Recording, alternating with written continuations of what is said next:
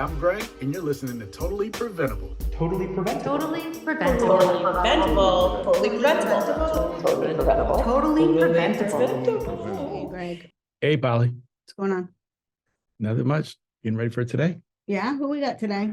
So I met our guest today back at the Salve Walk, Oh, yeah. and I'm ashamed to admit that I did not know about this organization. But once he caught my ear, I knew that we had to have him on. Oh, now that you're saying that, I totally remember him there. Yeah, it was. Yep. Ryan Loiselle he's a program director from Friendsway. So we have them on today.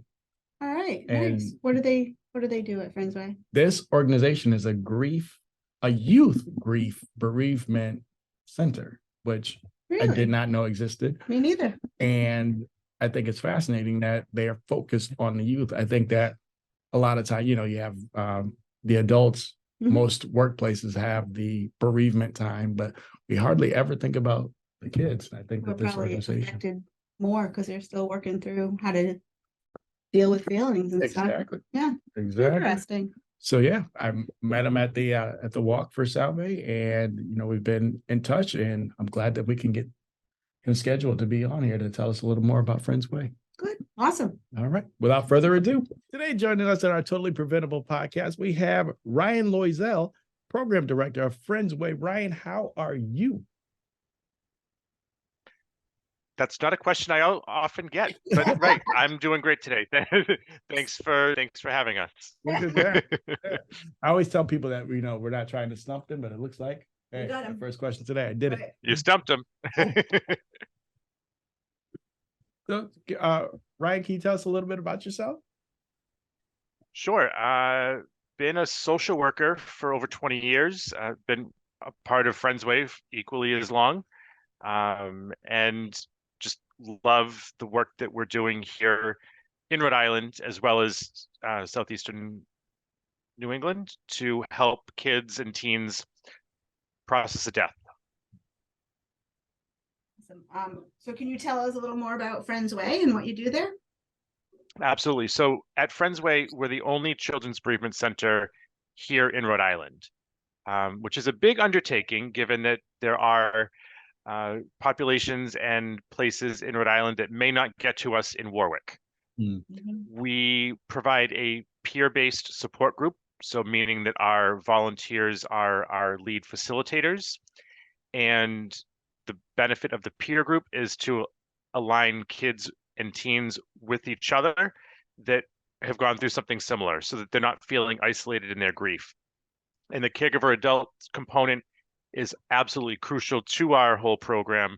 So the adults also get to say, you're not the only one going through your 8-year-old sleeping in your bed, or your kids asking questions about going to the cemetery, like how do I answer those? So everybody gets to normalize the experience that someone has gone through something very similar. Now, can you tell us, you said it was a bereavement center. Can you tell us a little more about what is a bereavement center? Absolutely. So we know that everybody is going through grief. When you no longer have something, that's a loss. That's you experiencing grief. What we do at Friendsway is we're working with families after a death has happened. So that's the qualifying factor to have participants be a part of our program, that there's a death loss that happened, and that we, have you come and, we do an intake with all of our families. So one of the important things to certainly note is that we're not a clinical service. We're not designed to work with families immediately after a death. We certainly receive phone calls. My husband died last week, and I've got to tell my 5-year-old daughter that daddy's not coming home.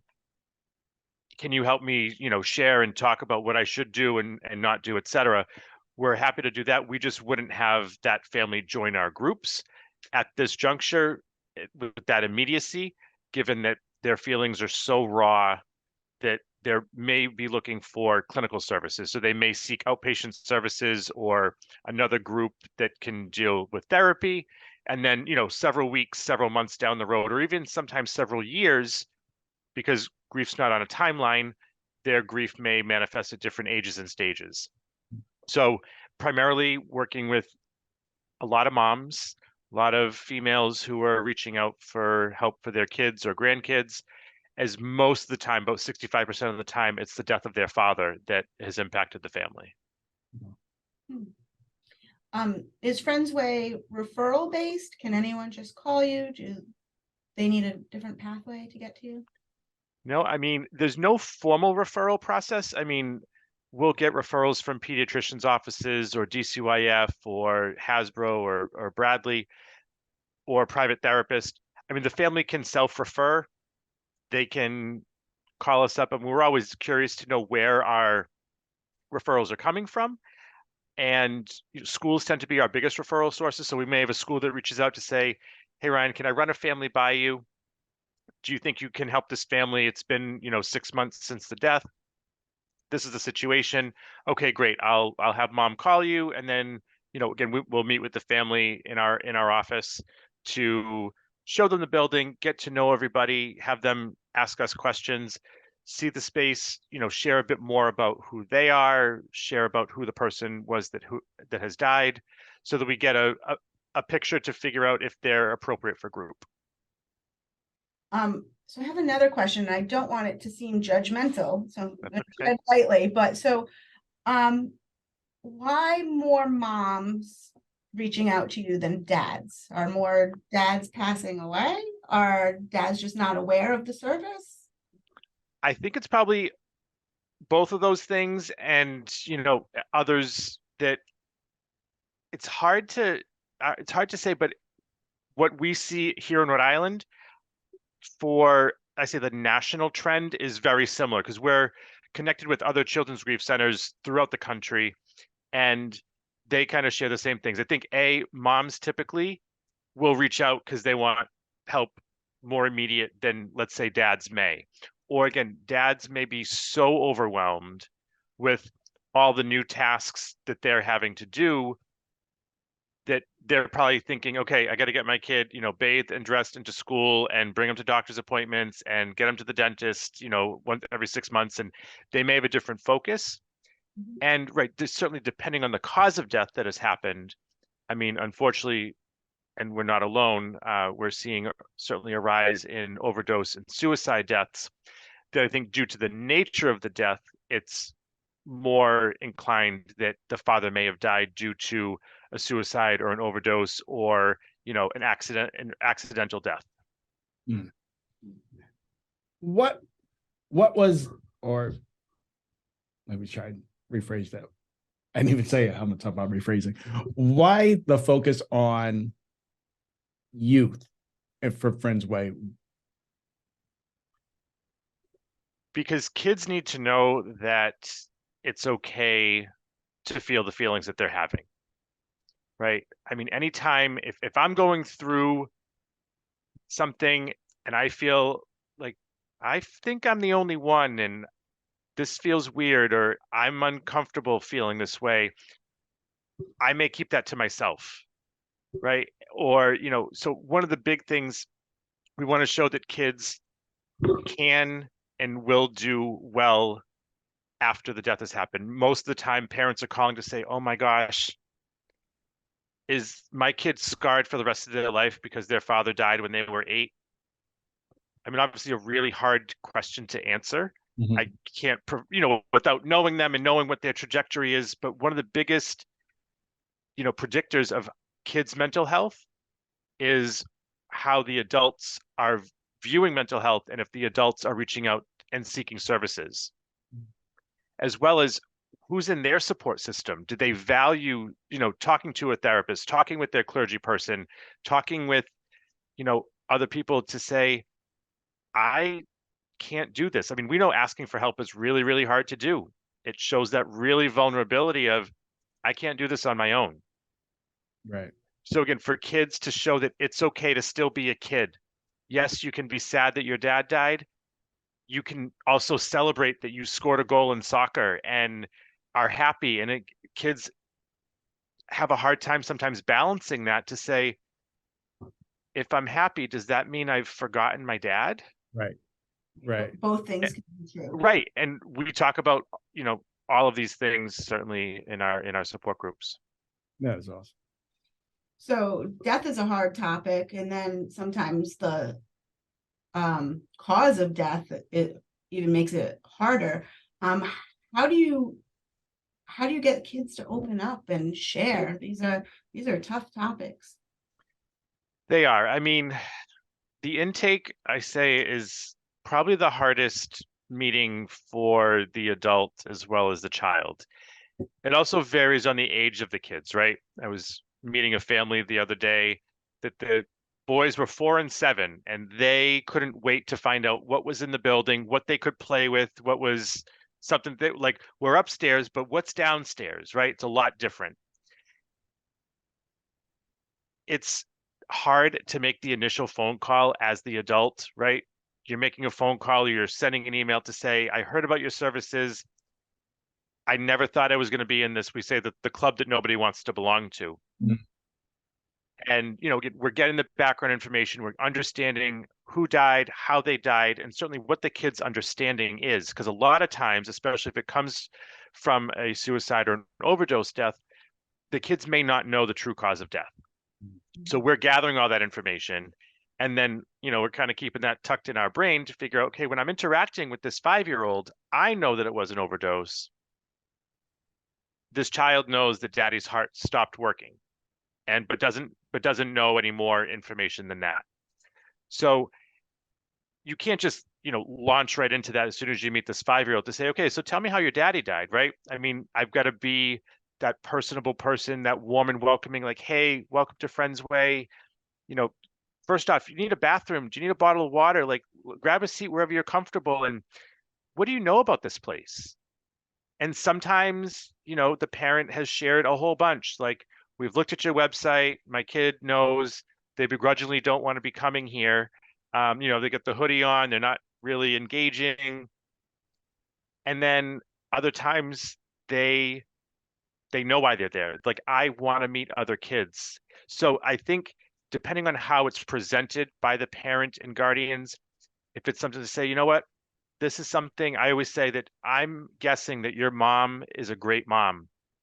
She's trying to figure out how to be even a better mom so that she can understand your feelings, your needs now that you've gone through this loss, of dad, of grandpa, of your brother.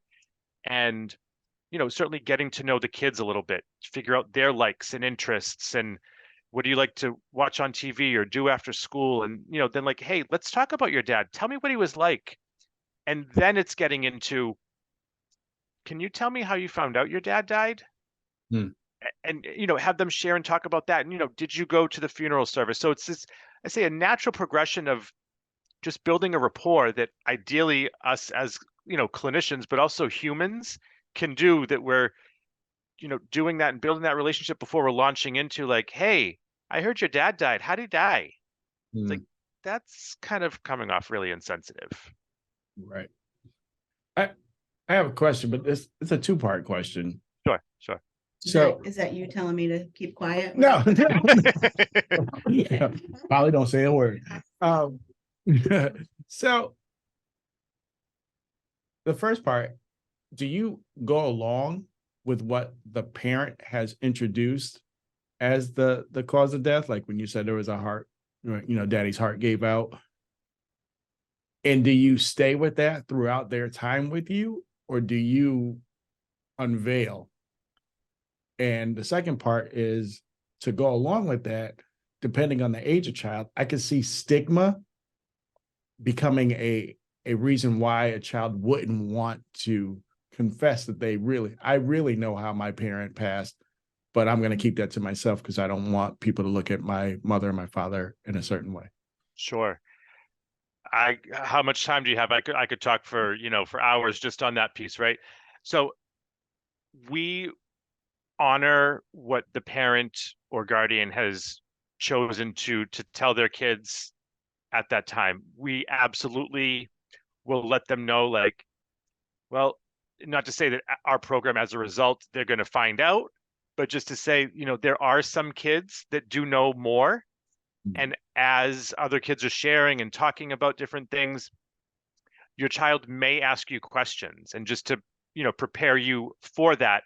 And it certainly happens in the adult group where, we've helped, certainly hundreds of families with that specific conversation to say, I think my child is ready to know a little bit more, but I also need to have, guidance and counsel, from Friends Way to say, how do I walk down that path, and what information do I give, and different things. So we will absolutely never disclose to the child that we know that there's a different way that their person died. Absolutely not. I mean, that would foil the trust immediately between the parent and child, and the parent and us. So we, I say go with the story that this is the true cause, and then this is what the child knows. And, with our volunteer, right, I'm getting all over the place, but with our volunteers, like, we're introducing that idea to them to say, obviously, this is confidential information. This stays with you and not to be given to the child. This is what the child knows about how dad died. And this is, the true cause of death. And then as they're working with them throughout, the many weeks and months, they may say, Johnny knows a little bit more than what mom thinks that he knows, right? And we're not going to run and tell mom like, hey, Johnny knows, but we, might bring that topic up in the adult group to say, just curious, has anybody ever revisited, the question with their kids to be like, do you have any more questions about how your dad died? I know you were 5 when it happened and you're now 8, and you might have questions. Or our kids are asking more questions. Or one of the big things was, one of the girls whose dad died by suicide, she didn't know. And she said, Mom, people ask me how my dad died and I don't know how he died. And I think that was causing her some distress. And as you can imagine, that kids' imagination, when they don't know what has happened, I mean, it's reaching all ends of the galaxy of what the possibilities are. And oftentimes their imagined idea is worse than what happened. So again, we're paying attention to all of those things, with our volunteers. We do a pre-meeting and a post-meeting to really figure out, like, okay, any concerns that you have, anything that you think may come up, in the next 2 weeks, either with mom or with the child, and we'll, work with them on that as they need. And the stigma come up? Absolutely. I think that's probably the number one reason why an adult may not share that with their child, for reasons that you just said, that they're going to view their dad, their brother, their sister, their mom differently because they know that she chose to end her life.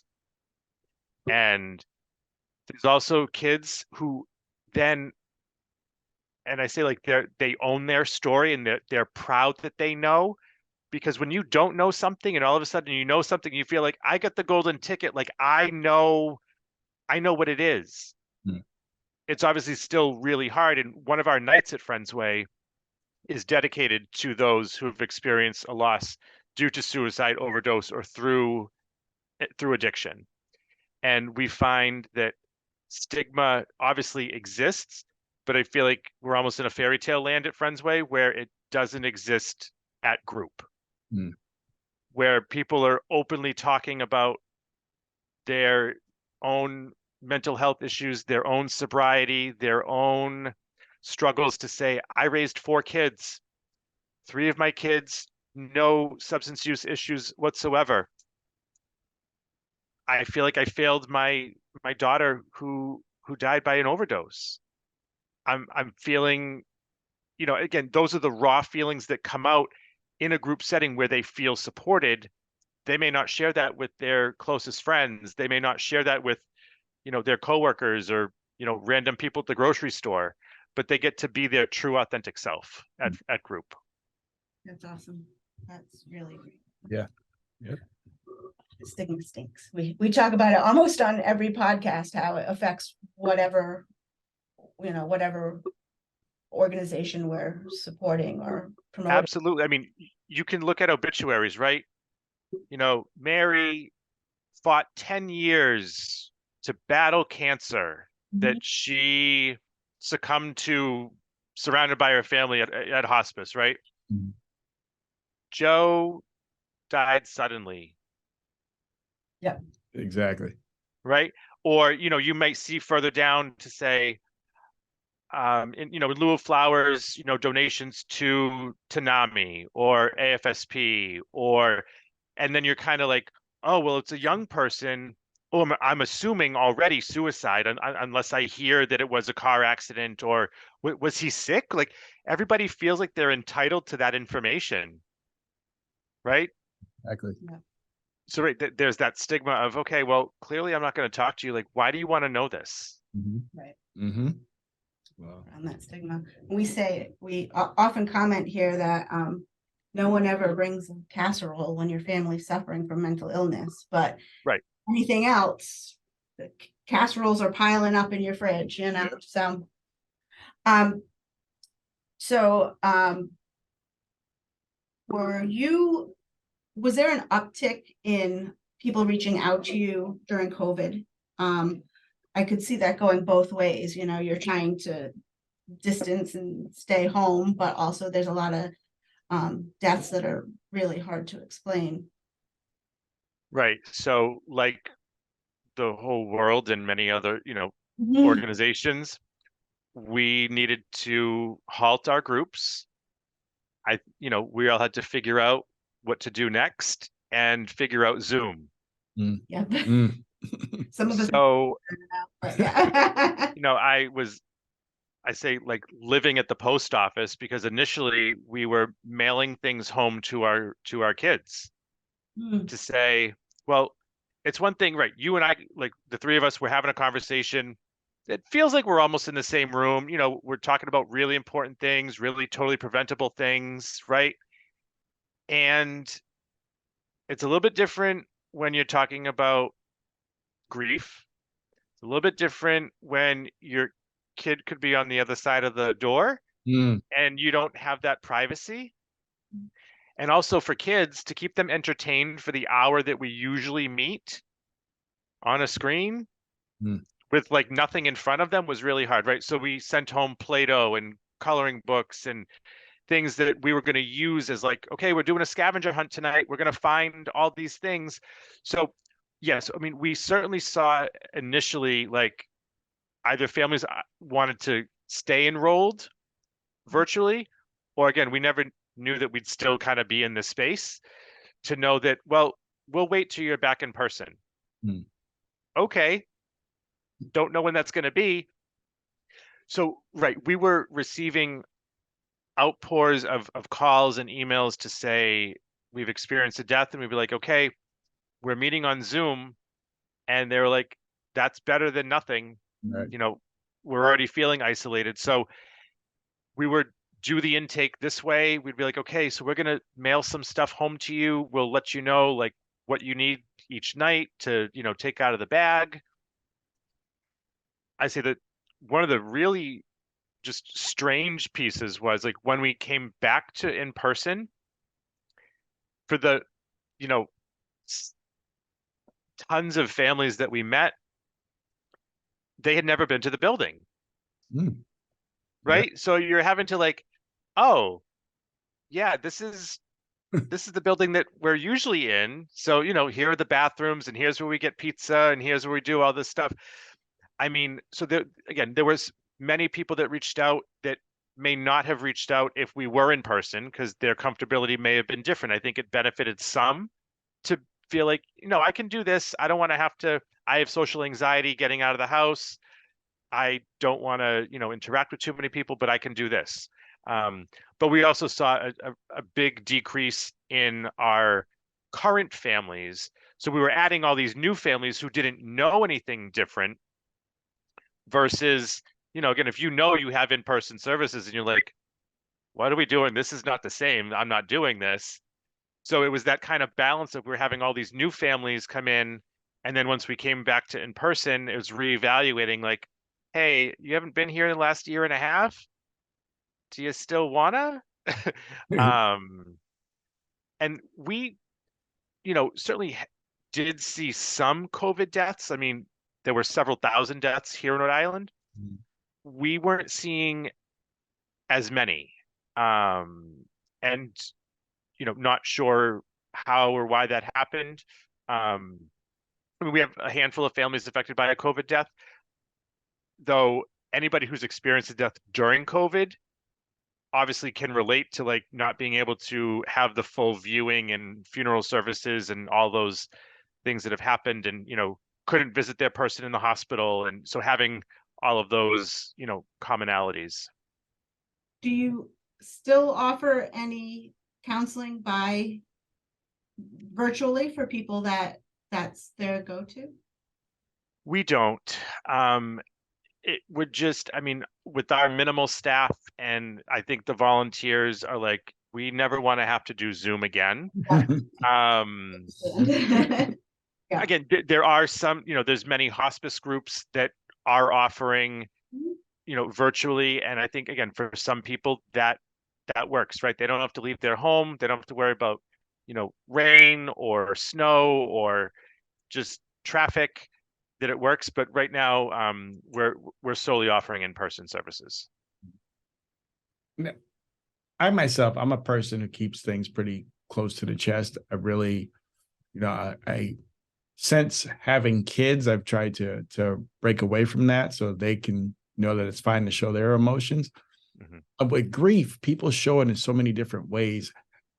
But are there any clues or any tips or signals that parents could look for in their youth to see if their child is struggling? Because especially with teens, or not even with teens, I got kids who aren't teens, but you ask them a question, I'm fine, and they'll just walk right Right. off. Are there signals? Right. I mean, obviously, great question. I get it, more than daily from families, right? There's certainly things, I mean, it's going to be based on, I'm assuming, not knowing much about the two of you, that the three of us, we're wired differently. Mhm. Our, obviously our cultural background, our personalities, how we typically interact with the world. And, Greg, if you're saying that you're somebody who kind of keeps things close, if you were to experience a death, whether you're this age or if you were a child, I would expect you to probably behave in that way. That I would expect you to kind of, well, this is kind of how I interact with the world. This is kind of how I'm going to acknowledge or not acknowledge my feelings. I'm going to keep everything close, right? Mhm. There's other people who, they've got to shout from the rooftops when they're angry or excited or upset or sad. So again, like, yeah, that's you. Yep. Right. So like, I would expect that you would be more verbal about your experience with death and to say, this isn't fair. And, I don't understand why this happened, or I'm going to get really clingy towards, my mom because my dad died. He was fine. He said, bye, I'll see you later. And then he never came back. He got hit by a car. Right. So now I'm fearful of, so, I mean, there's a lot of kids, teens, as well as adults, just having that hypervigilance of, all right, one thing happened and now the sky could fall in, like anything can happen. So I might not want to go to school because if I stay away, if I can avoid a place, then I'll be okay. So, I mean, it's seeing on both ends, right? Like you could see somebody who maybe does average in school and all of a sudden they're getting A's and B's, and the parent may be like, wow, that's great. They've never been an AB student. Not to say that it's a negative effect, but like they may feel like I have to focus on something. I have to put all of my energy, or or maybe they were told your dad would really want you to do better in school, so maybe they're having that like over their head to say, well, I'm feeling like my dad would maybe be judging me if I wasn't in school. Or you see, the opposite where they're an A student and now they're like, my dad died. Doing math work seems so insignificant. I don't care about anything. And then you see a rapid decline in their school attendance, in their socialization, eating, sleeping habits. I mean, again, just obviously think of anything that causes us stress and where we kind of gravitate. Are we overeating? Are we undereating? Are we, sleeping more? Are we not able to sleep?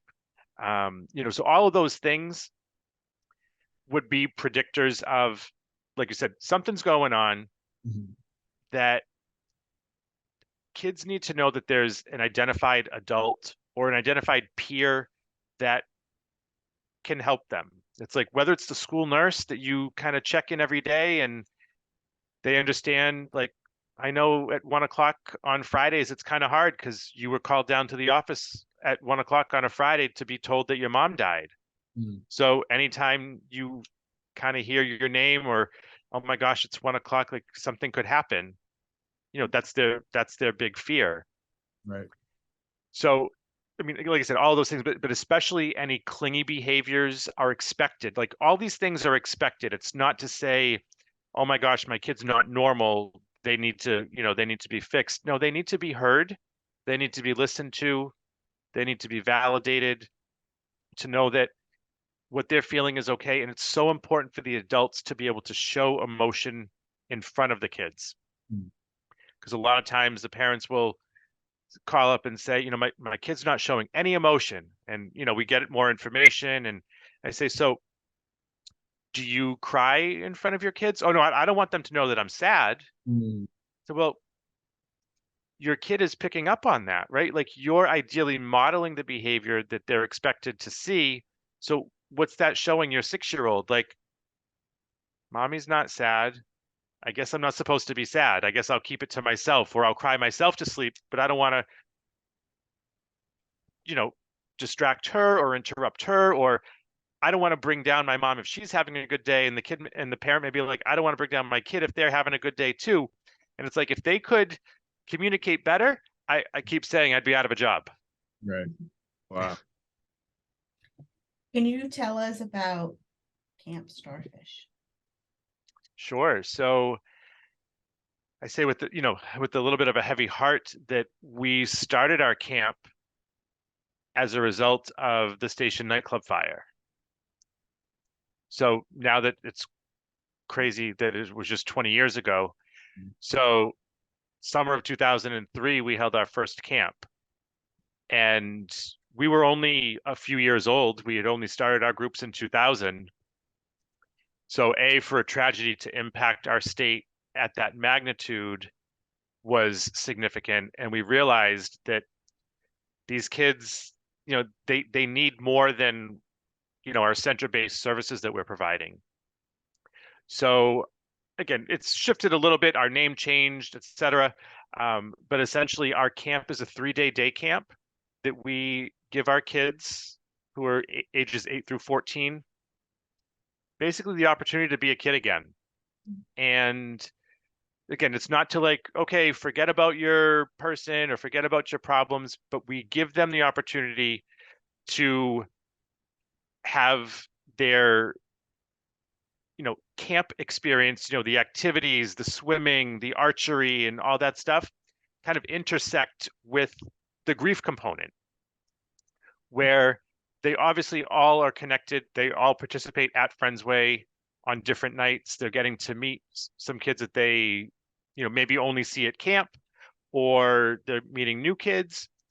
And it's an opportunity for them to challenge themselves if they want to, physically, emotionally and mentally, to be able to say, you know what, I've never kayaked before in my life. I want to try that out.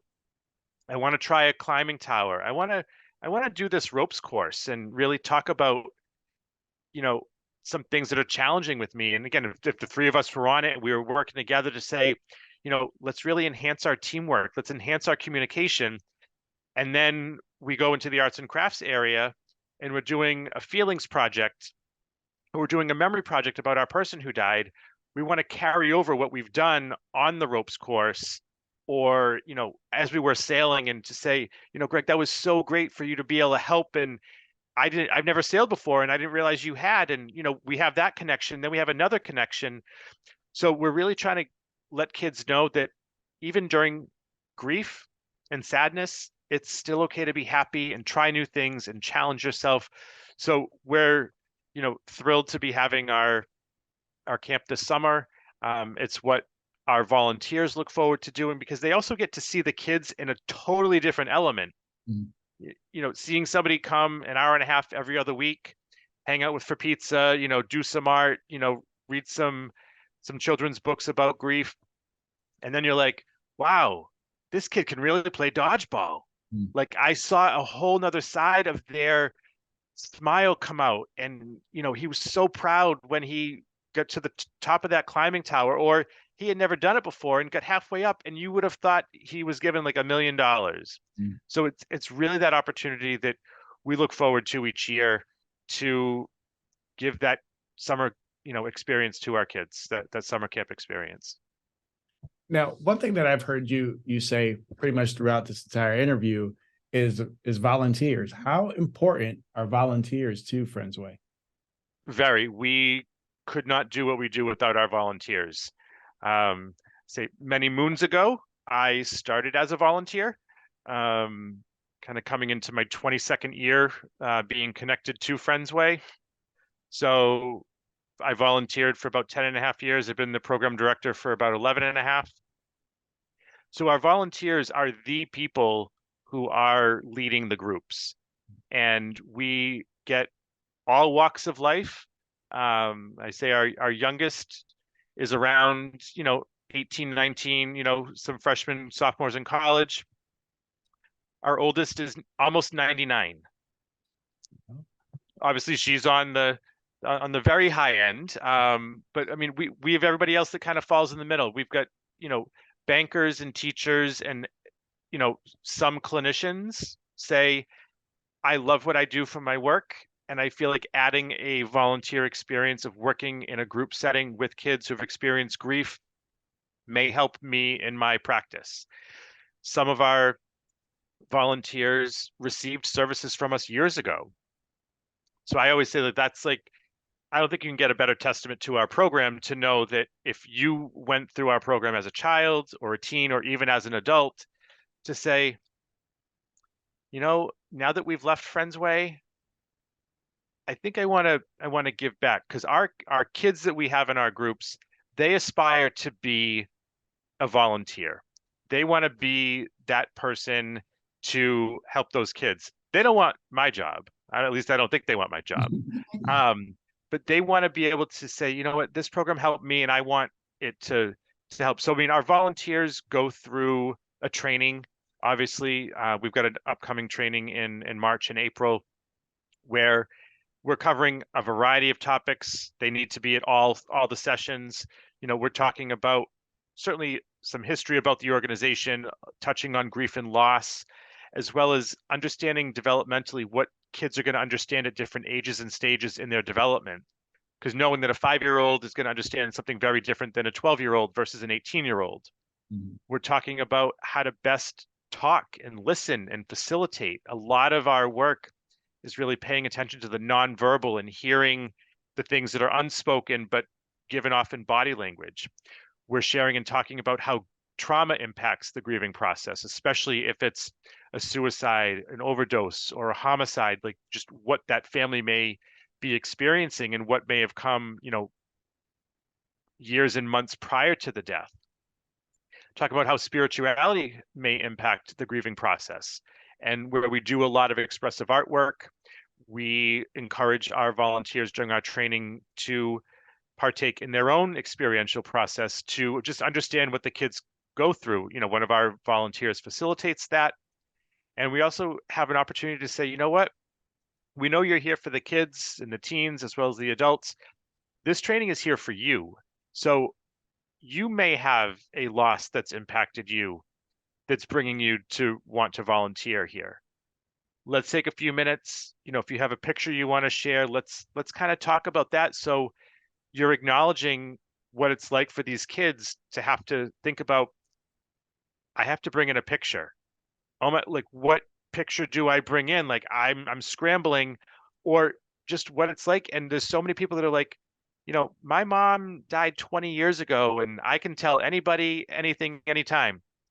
Coming here and having to do that, she's like, make volunteers go through all of that process, and then they get to observe a couple of nights to figure out, is this something, which age group do I want to be in? Do I want to be with the preschoolers? Do I want elementary, middle school, high school? Or I'm with adults all day, but maybe that's kind of my jam, and maybe I want to facilitate the adult group and hear how the adults are just manifesting their grief and what's coming out for their kids. And some of our adult facilitators may also be a bereaved parent or a child, and to say, what, this would have been helpful if I was a kid, at this particular juncture. Or it's paying attention to all the themes that are being brought up to kind of connect everybody, to say, wow, everybody's kind of wondering what they're going to do for the summer.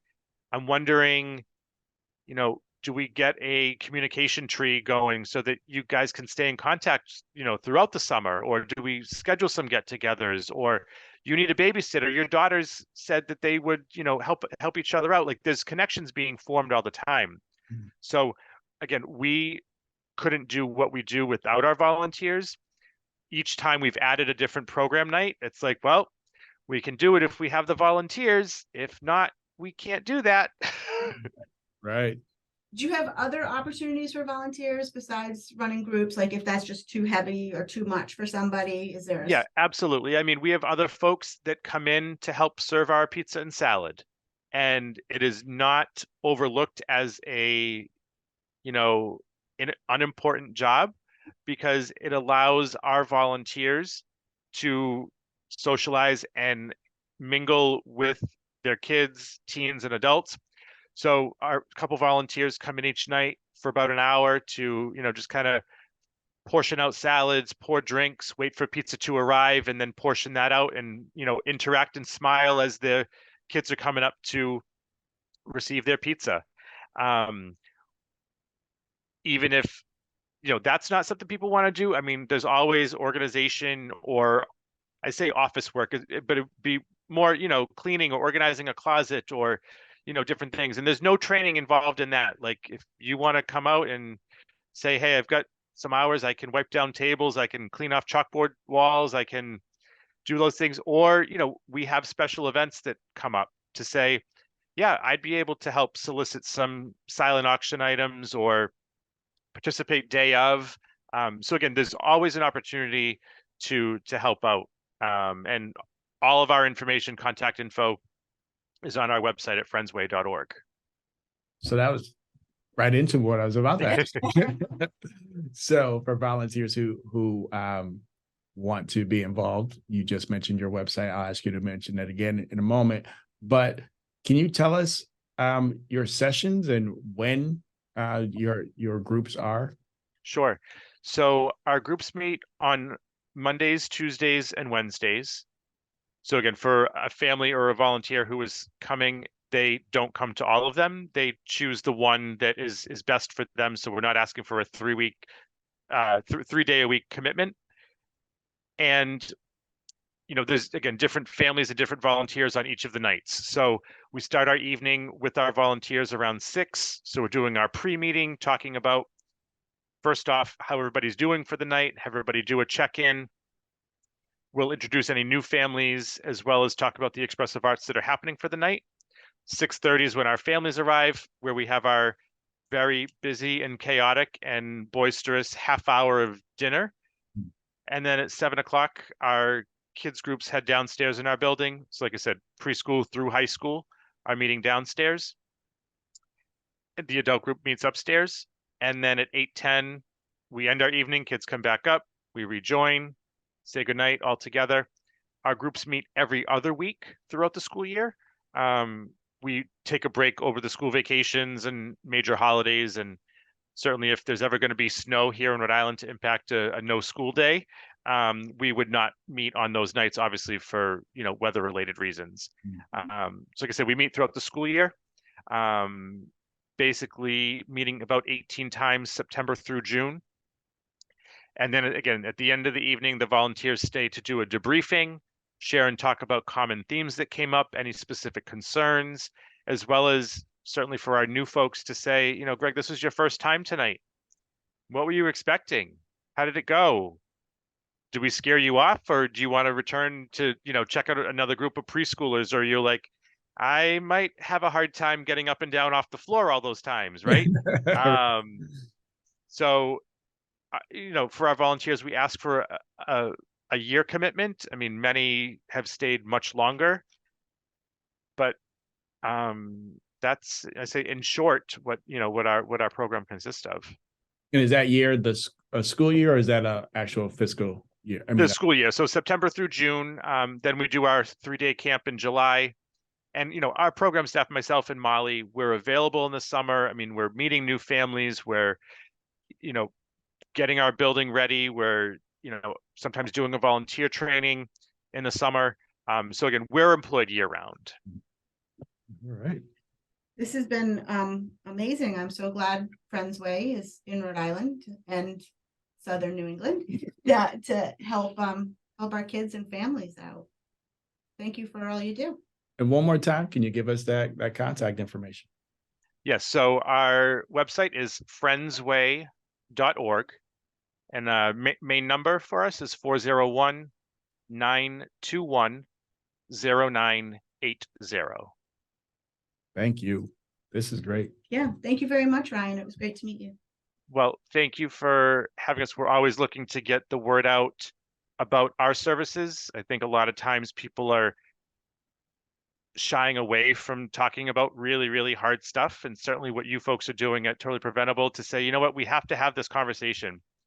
If we're not, we're doing a disservice to, you know, to our kids, to, you know, to us, right? We've got to talk about mental health. We've got to talk about addiction. We've got to talk about death. We've got to talk about these things so that we're sharing more. Right. Right. Well, I thank you for all the work that you're doing. I know that you're a lot of people. I mean, the testament of yourself being a volunteer for so many years and now on staff means that you're very, very vested in the work, and you know that this is something that we need to be doing. So I greatly appreciate the work that you're doing. Absolutely. Thank you so much. Take care now. I'm Polly, and you've just listened to Totally Preventable. Totally preventable. Totally preventable. Totally preventable. Totally Preventable.